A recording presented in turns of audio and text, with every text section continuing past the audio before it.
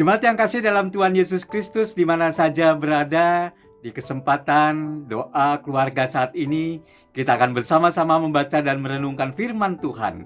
Bagian Alkitab yang akan kita baca dari Mazmur pasal 51 ayat 11 sampai dengan ayat yang ke-13. Mazmur pasal 51 ayat 11 sampai dengan ayat yang ke-13. Saya akan bacakan buat kita semua. Sembunyikanlah wajahmu terhadap dosaku. Hapuskanlah segala kesalahanku. Jadikanlah hatiku tahir ya Allah, dan perbaharuilah batinku dengan roh yang teguh. Janganlah membuang aku dari hadapanmu, dan janganlah mengambil rohmu yang kudus daripadaku. Demikian bagian Alkitab yang kita baca saat ini. Dan yang dikatakan berbahagia adalah mereka yang senantiasa memelihara firman Tuhan dan melakukannya di dalam kehidupan sehari-hari. Jemaat yang kasih dalam Tuhan Yesus Kristus, tema renungan doa keluarga kita saat ini adalah tegar dan melekat.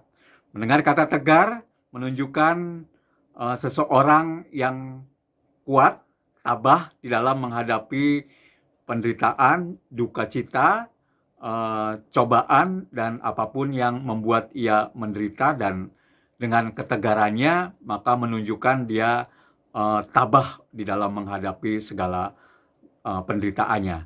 Dan kalau kita mendengar juga kata melekat, maka menunjukkan sesuatu yang menempel pada benda yang lain, atau melekat juga bisa menunjukkan kemelekatan seseorang bersandar atau percaya penuh kepada sesuatu yang dia anggap, yang dia percayai mampu membuat dia berdiri, mampu membuat dia semangat hidupnya dan berpengharapan. Nah, Bapak Ibu dan Saudara yang kasih dalam Tuhan Yesus Kristus, berbicara kata tegar dan melekat memang sesuatu yang tidak bisa dihubungkan satu dengan yang lain begitu saja. Seringkali juga kita melihat kata tegar dan melekat itu saling bertolak belakang atau saling berseberangan, karena tegar lebih menunjukkan kepada kemampuan seseorang untuk berdiri secara mandiri, secara tegap, sedangkan melekat maka orang tersebut harus bersandarkan atau menyandarkan diri kepada orang lain atau kepada sesuatu yang membuat dia tidak bisa berdiri sendiri, harus ditopang oleh sesuatu yang lain atau orang lain. Nah, Bapak Ibu dan Saudara yang kasih dalam Tuhan Yesus Kristus, menarik sekali ketika kita membaca bagian Alkitab yang baru saja kita lakukan dan kita baca dari Mazmur 51 ayat 11 sampai 13. Bagian ini merupakan bagian dari keseluruhan Mazmur pasal 51 yang menceritakan, yang sebenarnya mau mengisahkan tentang Daud yang mengakui segala dosa dan kesalahannya karena sudah melakukan perbuatan tercela di hadapan Tuhan, yaitu tanpa sengaja dia sudah membunuh dan juga berzina. Dan ketika perbuatan dosa ini diingatkan kepada Raja Daud melalui Nabi Nathan, maka tidak serta-merta Nabi Nathan menasehati, tetapi justru mengisahkan, menceritakan sebuah contoh kisah tentang seorang kaya yang mengambil anak domba dari orang miskin, anak domba satu-satunya dari orang miskin, dan ini menunjukkan ketidakadilan, dan Raja Daud begitu marah ketika mendengar cerita tersebut, dan kemudian Nabi Nathan mengingatkan bahwa yang melakukan itu adalah Raja Daud. Dan ketika Raja Daud mulai sadar bahwa ia sudah melakukan perbuatan dan kesalahannya, maka menariknya lagi adalah Raja Daud justru sadar lalu mengakui akan segala dosa dan kesalahannya. Nah, Bapak Ibu dan Saudara yang kasih dalam Tuhan Yesus Kristus, sebagai seorang raja, Raja Daud sebenarnya bisa saja menolak atau bisa saja tidak mengakui. Tetapi justru ketika Nabi Nathan mengingatkan apa yang sudah dilakukan oleh Raja Daud yang melakukan perbuatan cela di hadapan Tuhan, bahkan mengecewakan hati Tuhan, justru Raja Daud datang kepada Tuhan memohonkan pengampunan yang sungguh-sungguh, dan ia meminta kepada Tuhan untuk tidak membuang dia, untuk tidak melenyapkan dia, tetapi memberi kesempatan kepadanya untuk dia bisa menunjukkan kembali apa yang harusnya ia bisa lakukan dengan baik. Nah, Bapak Ibu dan Saudara yang kasih dalam Tuhan Yesus Kristus, seringkali ini juga terjadi di dalam kehidupan kita. Ketika kita tanpa sadar melakukan hal yang tercela, melakukan hal yang tidak baik di dalam kehidupan kita, kita seringkali tidak mau mengakui.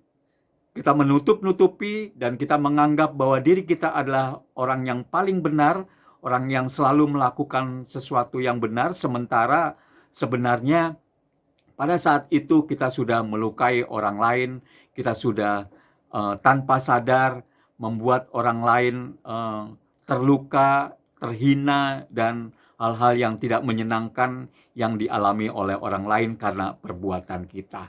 Dan semua itu mungkin saja bisa katakan wajar ketika kita merasa bahwa kita memang sungguh-sungguh tidak melakukan. Tetapi ketika ada orang yang mau mengingatkan, ada dua hal yang bisa kita ambil. Sikap menerima pemberitahuan atau nasihat dari orang lain, atau mengabaikan apa yang dikatakan oleh orang lain.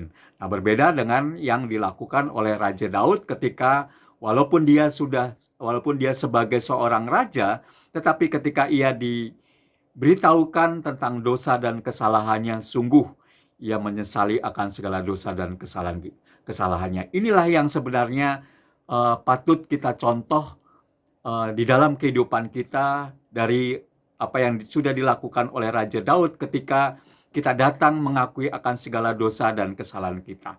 Penyesalan akan dosa dan kesalahan kita sebenarnya juga bukan semata-mata menunjukkan kelemahan kita, tetapi justru membuat kita semakin dikuatkan. Karena ketika kita juga datang kepada Tuhan, mengakui akan segala dosa dan kesalahan kita, itu juga menunjukkan kemelekatan kita, menempelnya kita atau melekatnya kita senantiasa kepada Tuhan. Karena Tuhan sendiri yang memberikan hidup, Tuhan sendiri yang memampukan kita untuk menikmati berkat-berkat Tuhan. Sehingga ketika kita datang kepada Tuhan dengan segala penyesalan dan dosa kesalahan kita, maka sebenarnya kita masih melekat dan mau menyandarkan dan melekatkan diri kita di dalam Tuhan, kepada Tuhan.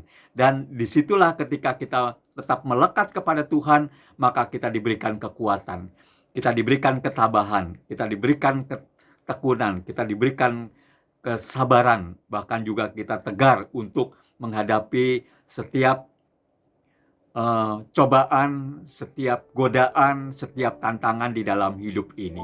Oleh karena itu, Bapak Ibu Saudara yang kasih dalam Tuhan Yesus Kristus, biarlah firman Tuhan ini juga boleh mengingatkan kepada kita semua, termasuk juga kepada saya, bahwa ketika kita datang kepada Tuhan dengan segala kekurangan dan kelemahan kita, Tuhan sendiri yang akan terus memampukan, dan biarlah Tuhan juga mengampuni segala dosa dan kesalahan kita. Kiranya Tuhan memampukan dan memberkati kita semua. Amin.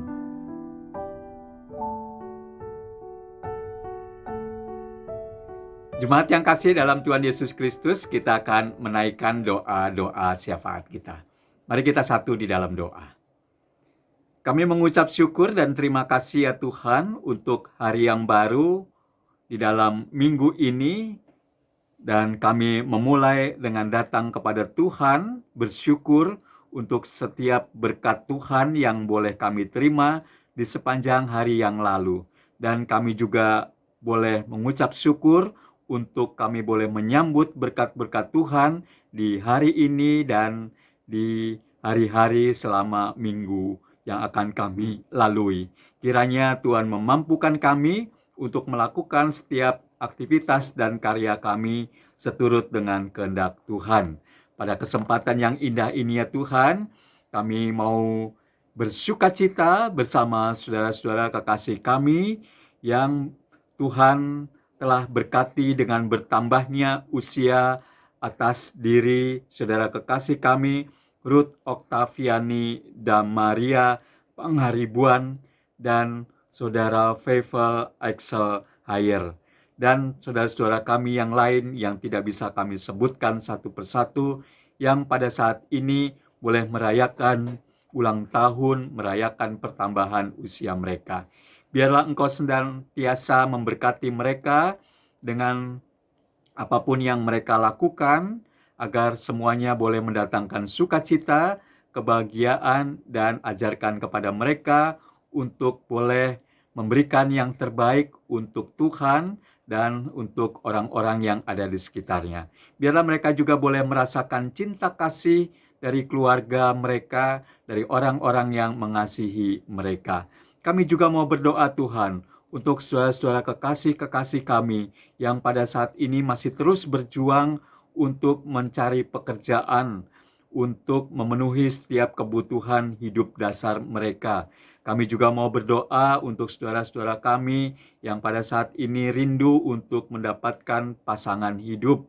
Kiranya Tuhan juga boleh menghadirkan mereka untuk mendapatkan apa yang mereka inginkan. Dan kami yakin serta percaya Engkau akan memberikan yang terbaik. Kami juga mau terus berdoa untuk anak-anak kami yang pada saat ini masih studi, masih belajar, baik di sekolah dasar, menengah maupun pendidikan atas dan perguruan tinggi. Biarlah Tuhan anak-anak kami boleh belajar dengan baik.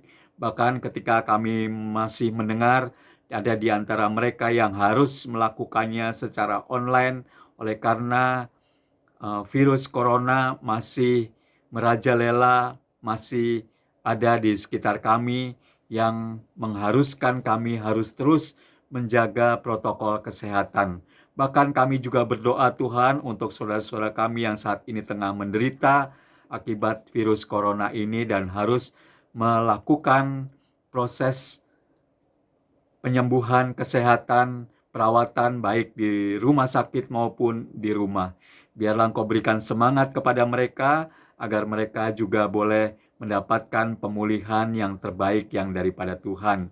Kami juga mau berdoa Tuhan untuk kehidupan berbangsa dan bernegara kami ya Tuhan. Ketika kami sudah mendengar ada partai-partai politik yang mendaftarkan diri untuk ikut di dalam proses pemilihan umum yang akan datang untuk memilih para wakil-wakil rakyat, mau presiden maupun di legislatif.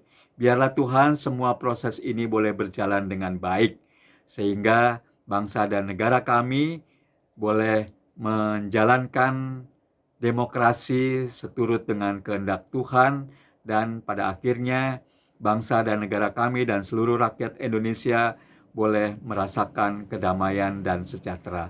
Terima kasih Tuhan. Masih banyak yang hendak kami minta, namun kami yakin dan percaya bahwa Tuhan sudah memberikan yang terbaik di dalam kehidupan kami dan memampukan kami untuk melakukan hal-hal baik di dalam hidup ini.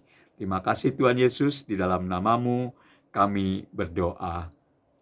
Amin.